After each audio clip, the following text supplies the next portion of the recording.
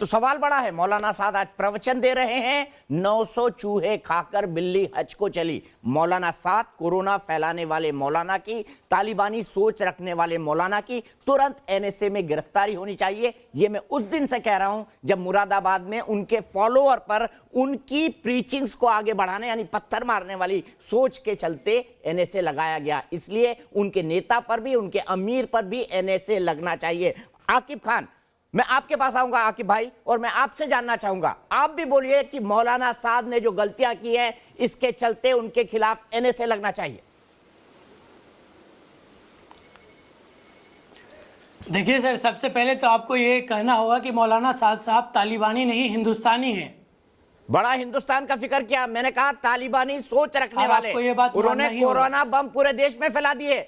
मैं नहीं, पूरा देश बोल रहा है। हिंदुस्तानी है तो उनकी सोच हिंदुस्तानी है, उनका हर कुछ हिंदुस्तानी है। पर उन्होंने हिंदुस्तानी होने का परिचय कहां दिया? सोच भी हिंदुस्तानी, उनका लिबास भी हिंदुस्तानी, सब कुछ हिंदुस्तानी है। भाई, उन्होंने हिंदुस्तान होने का परिचय कहां दिया?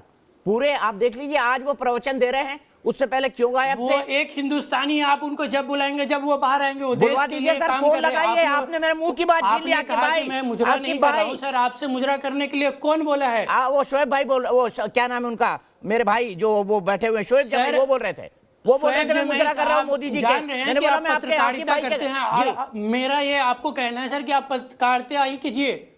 तो मैं क्या कर रहा हूं? आप पत्रकारिता गलत को गलत कह रहा हूं, आप उसमें अच्छे भली बाती हैं। नहीं, मैं गलत को गलत कह रहा हूं, उसमें गलत क्या कर रहा हूं? पत्रकारिता में मैंने आसाराम का भांडाफोड़ किया, रामपाल को जेल फैलाया, राम रहीम को जेल भिजवाया, राधे माँ के राम जी को क्यों बदनाम कर रहे हैं आप आशा के साथ जोड़ के?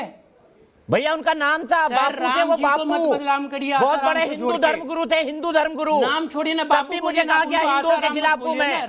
आज मौलाना साहब ने गलती की है, उसके खिलाफ खड़ा होऊंगा मैं, खड़ा होऊंगा उसके खिलाफ। मत जोड़िए आसाराम, मत जोड़िए रामकृपाल, मत जोड़िए। पर मौलाना साहब की गलती ना निकालो, मौलाना साहब की गलती ना निकालो। वो भी हिंदुस्तानी थे, आसाराम कोई पाकिस्तानी नहीं था, रामपाल कोई पाकिस्तानी नहीं था। गलत को गलत कहना पत्रकारिता का धर्म है। केजरीवाल की गलती कौन निकालेगा? कल की मेरे डिबेट उठा के देख लेना, क्या क्या पूछा है केजरीवाल वाले से, केजरीवाल जी के प्रतिनिधि से क्या क्या बोला है। पत्रकारिता का यह धर्म है कि आप सरकार की दलाली मत कीजिए। चलिए, बहुत मैंने तो बोला ना सर, देश के लिए केजरीवाल जिम्मेदार है, केजरीवाल को आप बेनकाब कीजिए। चलिए, हो गई आपकी बात सर। 16, 17, 18, 19, 20, 21, 22, 23, 24 इतनी दिन तक सरकार कहां गायब थी दिल्ली की? आपने सरकार से पूछा केजरीवाल से क्यों फैलने दिया गया बीमारी? आपने कभी नहीं पूछा उनसे, एक दफा भी नहीं पूछा। आप हर दिन बोलते हैं साथ साहब, ठीक है, वो उनसे गलती हुई है, गलती उनको जो करना है करिए ना। गलती हुई है ना, आप थोड़ी ना जज बने हुए हैं। गलती हुई है, मैं जज नहीं हूँ भैया। मौलाना साहब ने गलती की है, तो अपने देश के बहुमत की मांग रख रहा हूँ। पत्रकार है, गलती की है तो गलती को एक्सपोज करना ही पत्रकारिता का धर्म होता है। लेकिन आप कोर्ट में जाइए ना। मेरा काम न्यूज़ नेशन चैनल है कि आप बेनकाब उनको कीजिए ना। ये जो केजरीवाल साहब की गलती है, 17, 18, 19, मोदी जी का भी नाम ले लीजिए, इस तारीख तक ये मोदी जी का भी ले लीजिए, ट्रम्प का भी ले लीजिए, साथ का मत लीजिए। मौलाना साथ कोरोना फैलाने वाले मौलाना साथ, मोदी जी का लीजिए, ट्रम्प का लीजिए। नाम लेंगे तब तो आप बिफर जाएंगे ना सर। नहीं, मैं क्यों बिफरूंगा भाई? चलिए, आपके तो वो रिश्तेदार है ना, उनका नाम हम कैसे ले सकते हैं? भैया मेरे कोई रिश्तेदार नहीं, मेरी दूर दूर से कोई रिश्तेदारी नहीं। मैं शादिया को लाता हूँ। शादिया, अब मुझे बताइए कि मुसलमानों के खिलाफ इंडस्ट्रीज कौन कर रहा है? ये तीन पैनलिस्ट कर रहे हैं या कोई और कर रहा है? शादिया प्लीज सुन लिया आपने सबके। देखिए, सबसे पहले मैं दीपक जी, मुझे सिर्फ 2 मिनट का बोलने का वक्त दीजिएगा, उसके बाद मैं आपसे ज्यादा वक्त नहीं मांगूंगी। मुझे लगता है बहैसियत भारतीय बाशिंदे, बहैसियत मुसलमान और एक कोई आम इंसान, हमारा ये फ़र्ज़ है कि हम गलत को गलत बोलें। एक बुनियादी चीज़ सिखाई जाती है, अल्लाह की नज़र में जो गुनहगार होता है उसका गुनाह देखा जाता है, उसका मज़हब नहीं। और कानून की दुनिया में जुर्म में भी मुजरिम का जुर्म देखा जाता है, धर्म नहीं। तो मैं शोएब जमई से भी कहूँगी कि एक तो इस तरह की बातें, मुजरा वगैरह अच्छा नहीं लगता किसी भी सीनियर जर्नलिस्ट या कोई भी इंसान के बारे में। आपकी अपनी वो परवरिश और आपकी अपनी वो तरबियत दिखाता है, तो प्लीज़ इस तरह से आप नुमाइंदगी ना कीजिए। और सबसे ज़्यादा अगर नुकसान मुसलमानों का किया है, भारत का तो किया है, इंसानियत का तो किया है, सामूहिक समाज का तो किया है, हेल्थ का तो किया है, वो सिर्फ और सिर्फ मौलाना साद और उनके हिमायतियों ने किया है। तो एक आम रेडी वाला मुसलमान, एक आम तरकारी बेचने वाला, एक आम रिक्शा वाला, एक आम गरीब मुसलमान जो जिल्लत का शिकार हो रहा है, वो सिर्फ और सिर्फ मौलाना साद, और मौलाना साद मुसलमान को मुसलमान बनाना सिखा रहे हैं। वो तो बुनियादी अखलाक नहीं सिखा पा रहे। मजहब तो बहुत दूर की बात रही, मजहब से दूर ले जा रहे हैं मुसलमानों को, और कह रहे हैं हलाकत के कुएं में जाओ, अंधकार के कुएं में कूदो। और क्या उल्टा सीधा उल जरूर वो बक रहे हैं। मैं लगातार उनकी स्पीचेस सुन रही हूँ। मैं जवाब देना चाहूंगा। यकीन नहीं आ रहा है दीजिएगा, कोई खत्म कर भी लेने दीजिए उनको। मुसलमान जिसका कुरान शरीफ में यकीन है, वो कैसे इनकी बात को मान सकता है? क्या क्या उन्होंने बोला है तबलीगी जमात के वेबसाइट पर, जो उनकी स्पीचेस हैं। मैं 25 मार्च की बात कर रही हूँ। क्या बात वो कर रहे हैं? उनको तो कुरान का इल्म नहीं है। उनको तो आम मुसलमानों को पीट पीट के निकालना चाहिए। उनकी हिमायत कर रहे हैं आप। ठीक है, शायद से जवाब देता हूं, मुसलमानों लेकिन को बदनाम कर रहे हैं, या आप तो पूरे मजहब को बदनाम कर रहे हैं आप। ठीक है, ठीक है। आप वो बात कर रहे हैं जो मतलब शोएब जमाई की बात को आप उल्टा रहे हैं। शोएब जमाई, गलत बता रहे हैं। इफ्रा मैं आपके पास आऊंगा इसके बाद, और शबनम के पास। ठीक है, शाजिया एक मिनट, मैं एक बात कहना चाहता हूँ। शोएब जमाई, जो बात शाजिया ने कही है, अगर कोई आम मुसलमान को ठुकरा रहा है, बहुत गलत कर रहा है, क्योंकि एक जमात की गलती, और शोएब जमाई अगर गलत आर्गुमेंट कर रहे हैं, उसकी गलती किसी समाज को नहीं दी जा सकती। शोएब जमाई, आपने कहा था मैं पाकिस्तान गया, निहारी खाई, अनारकली बाजार लाहौर भी गया हूं, वहां पर भी मैंने, क्योंकि जो लाहौर नहीं गया वो जमिया नहीं, 10 बार होके आया हूं, करीबन 2 दर्जन बार अमेरिका गया हूं, white house, 10 Downing street, Yasser Arafat के घर, इजराइल के सेंटर, तेल अवीव, डेड सी, इराक वॉर में बगदाद से, कुवैत से, जॉर्डन से, पूरी दुनिया देखी है मैंने। आपको बता दूं, मैं शाहीन बाग या जामिया मिलिया इस्लामिया की पैदाइश नहीं हूं, पूरी दुनिया देखी है मैंने। और मैं पूरे दावे के साथ ठोक कर कहता हूं कि हिंदुस्तान में मुसलमान जितना सशक्त और सुरक्षित है, दुनिया के किसी भी देश में नहीं है। जवाब दीजिए शाजिया का बात का।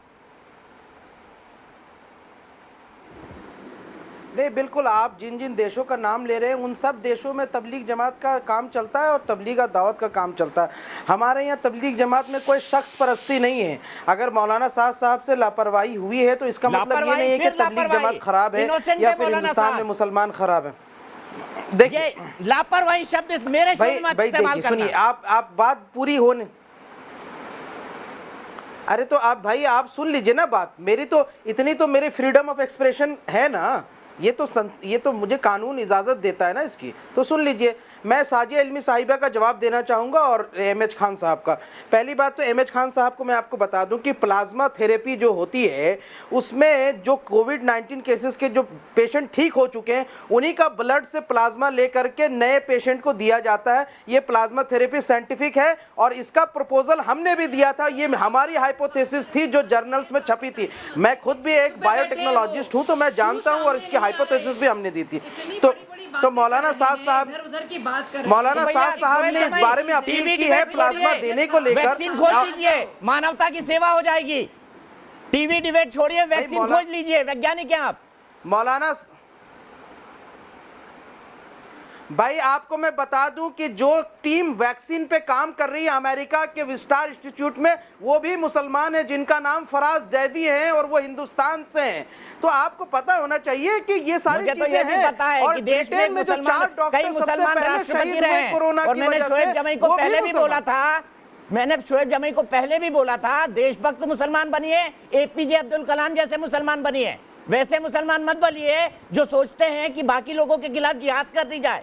मुझे लगता है कि आपका भी वो रेडिकलाइजेशन शोएब जमाई शुरू हो चुका है। जवाब दीजिए, 30 सेकंड दूंगा आपको।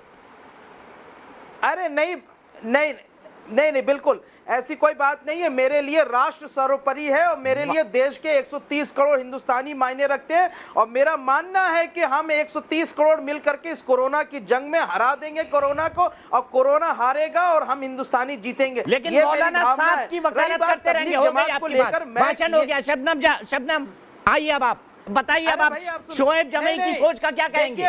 देखिए दीपक, पल में तोला पल में मासा। भैया आपको 30 सेकंड दिए थे मेरे भाई, मेरे आपको 30 सेकंड दिए थे। शबनम बोलिए। धर्म को अगर इन्होंने पढ़ा होता ना दीपक जी, अगर इस्लाम धर्म इन्होंने पढ़ रखा होता तो सबसे पहले ये मौलाना साद को ना 2 डंडे मारकर लेकर आते और कहते कि हुजूर ने जब ऐसी बीमारी फैली थी, ये मैं वाकया बता रही हूँ आपको, एक बीमारी ऐसी फैली थी तो हुजूर ने हाथ मिलाना तो दूर, बाहर से ही मना करा दिया था कि जाइए घर में बैठिए, आपको जरूरत है कि आप घर में रहें।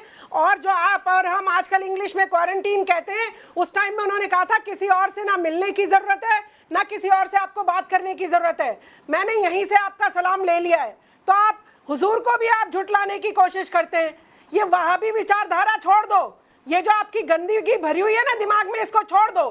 सारे देश का मुसलमान पिटवाने की तरफ लेके जा रहे हो आप। आज क्या हालत कर दी आपने देश के मुसलमान की कि कोई उसे पास बिठाने को तैयार नहीं हो रहा है। ठीक है मुसलमान की वजह से नहीं, ठीक है, आप जैसे लोगों की वजह से, मौलाना साद के जैसे लोगों की वजह से। जो मौलाना साद की वकालत होती है, जो शोएब जमाई, प्लीज खामोश रहना पड़ेगा। मैंने इफ्रा और आकिब को बहुत कम वक्त दिया है, एमएच खान साहब बुजुर्ग है, उनको भी वक्त नहीं दे पा रहा हूं। ये मोनोलॉग खत्म करिए, वरना मैं कुछ इन्वेस्टर जुटाऊंगा और एक शोएब जमाई टीवी चैनल खोल दूंगा 24 घंटे।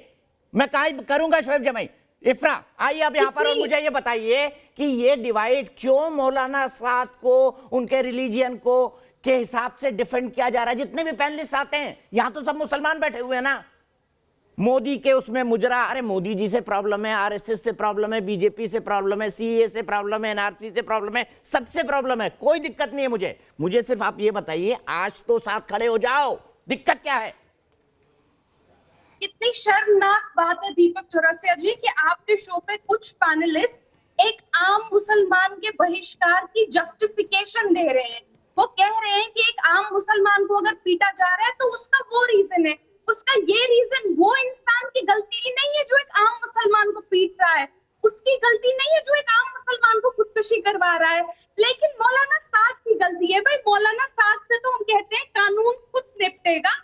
तो मांग करिए इन्हें से लगाया जाए, मांग करिए। आप तो कानून के विद्यार्थी है ना, मांग करिए उनके खिलाफ एनए से लगाया जाए। मांग करती हूँ कि उनके खिलाफ कानून अपनी कार्रवाई करना चाहिए। और जमीन पर काम करो, थोड़ा जमीन पर काम करने की जरूरत है तुम जैसे लोगों को। अभी खुशियों को सपोर्ट करें, शर्म ऐसे लोगों को और औरतों को आनी चाहिए जो उनको पत्थर मारते हैं, स्वास्थ्य कर्मियों को और पुलिस अधिकारियों को। सपोर्ट नहीं कर रहे हैं, उनकी वजह से बोल रहे हैं। पर जाकर काम करने की सीखने की हिमायत कर रही है मौलाना। जहां तक 30% केसेस जिन पे लगे हुए, ठीक है, मैं मेरे पास बहुत कम वक्त है, मुझे एक सोशल मैसेज देना है। खान साहब प्लीज आइए, एक्सप्लेन करिए इफ्रा जान जो कह रही है। खान साहब माफी के साथ आपके पास आऊंगा, आप कंक्लूड करिए डिबेट को। बताइए इफ्रा जान जो कह रही हो कितनी बेदम बात है। चौरसिया जी, ये मौलाना नहीं, मैं कह रहा हूं मौलाना साद को मौलाना मत कहिए, शैतान साद कहिए। वो शैतानों की ट्रेनिंग देते हैं मरकज में और उनकी विचारधारा पूरे हिंदुस्तान में फैल रही है शैतानियत की। इसलिए मैं कह रहा हूं कि वहां पर जो ट्रेनिंग दी जाती है जमातियों को, वो जाहिलों को बुला करके कुरान को किनारे कर दिया जाता है। उनकी 3 किताबें पढ़ाई जाती हैं जिसमें ये इनके मरकज की बात आप कर रहे हो। हजरत निजामुद्दीन औलिया को नहीं मानते, बात सुनिए सबसे पहले क्या है, को नहीं मानते जो हैं, सेक्शन लगाए गए हैं दीपक चौरसिया जी, मेरी बात सुन लीजिए आप। ये अपने बाप को भी नहीं मानते हैं। जब मैं आपके बीच में नहीं बोला था तो इस वक्त आप खामोश हो जाइए। से लगना चाहिए, आप इस वक्त खामोश हो जाइए, मैं आपको वार्निंग दे रहा हूँ। चलिए भैया, डर गया मैं आपकी बात से। खामोश हो जाइए। आकिब साहब आपकी बात में डर गया, मैंने आपकी वार्निंग स्वीकार कर ली मेरी। बताइए क्या करेंगे गरीब पत्रकार का? आकिब साहब आप जैसे 72 लोग शैतान यहाँ घूमते रहते हैं, शैतानों को मैं अच्छी तरह से डील करता हूं। ठीक है आकिब भाई, मैं डर गया। एक मिनट खान साहब, एक मिनट चुप रहिए, मैं आकिब भाई से डर गया। अरे एक मिनट आकिब भाई, और मुझे दिखाइए। आकिब भाई आपने मुझे वार्निंग दी, डरने की जरूरत नहीं है। आकिब भाई सबसे पहले लाल कर देता हूँ। आकिब भाई मैं डर गया, पहले आपने मुझे वार्निंग दी, मैं डर गया। वो कौन से सेक्शन है? मैंने आपने वार्निंग दी, मैं डर गया। बताइए 30 second. IPC 267 IPC 268 IPC 270 IPC 271 IPC 51 and 58 epidemic act. क्या इसमें कोई आदमी जेल जाएगा? 304 लग गई है, आकिब अपडेट ले लिया करो। 304 लग गई है, आपको पता भी है। 304 लग गई है, जरा नया किताब पढ़ लो। इतने जाहिल है, मैं लॉयर हूं, मैं जानता हूं। अरे आकिब पहले नहीं एफआईआर तो देख लो। 304 लग गई है उन पे, 304। आकिब कोरोना बम नहीं है, कोरोना बीमारी है। आप अपनी दिमाग को बदलिए। मौलाना साद सोच को कोरोना बम है, मौलाना साद कोरोना बम है। और पहले वकील साहब अपनी जानकारी करेक्ट करिए, उनके खिलाफ 304 लग गई है, नॉन अवेलेबल है। थोड़ा पढ़ाई लिखाई करके आया करिए। 187 to 68 अरे to कौन सी 70 to FIR पढ़ रहे हो 71, यहाँ? 58, शैतान की 58 औलाद को बैठा रखा आपने। एपिडेमिक एक्ट है ये। अरे अरे मेरे भैया आकिब खान चौरसिया कहीं जी, WhatsApp ये करिए। शैतान की औलाद है। आपका नंबर दे दीजिए, मैं भेज देता हूँ। बाप का औलाद है, याद रखिए, मैं रुक रहा हूँ यहाँ ये पे। बताओ। सबको आउट करिए, सबको आउट करिए। मुझे और शोएब जमाई को दिखाइए फ्रेम में। मैं एक मैसेज देना चाहता हूँ आज के दिन इस शो के अंदर। मैं एक कविता सुनाना चाहता हूँ। जो लोग हिंदुस्तान को कम समझते कोरोना हैं, अब मुसलमान बन गया है, कोरोना अब मुसलमान बन गया है, कोरोना अब मुसलमान बन गया है। ठीक है, गायक भी बन गए आप, साइंटिस्ट, गायक, एक्टिविस्ट, आधा। पत्रकार, वैज्ञानिक, कितने रंग है आपके, माँ कसम। बॉलीवुड जाना चाहिए शोएब भाई, लेकिन भारत की इंसानियत क्या है, भारत का धर्म क्या है, भारत का सेक्युलर चरित्र क्या है, मैं इस कविता के माध्यम से आपको समझाना चाहता हूं। कृपया मुझे और शोएब जमाई को फ्रेम में रखें, जो बता रहे हैं कि कोरोना मुसलमान बन गया है। कविता सुनिए। भारत इसको कहते हैं, शोएब जमाई इसको कहते हैं, सुनाइए इनको। मंदिर में दाना चुगकर चिड़िया मस्जिद में पानी पीती है। मैंने सुना है राधा की चुनरी कोई सलमा बेगम सीती है। एक रफ़ी था महफिल में, रघुपति राघव गाता था। एक प्रेमचंद बच्चों को ईदगाह सुनाता था। कभी कन्हैया की महिमा गाता रसखान सुनाई देता है। औरों को दिखते होंगे हिंदू और मुसलमान, मुझे तो हर शख्स के भीतर इंसान दिखाई देता है।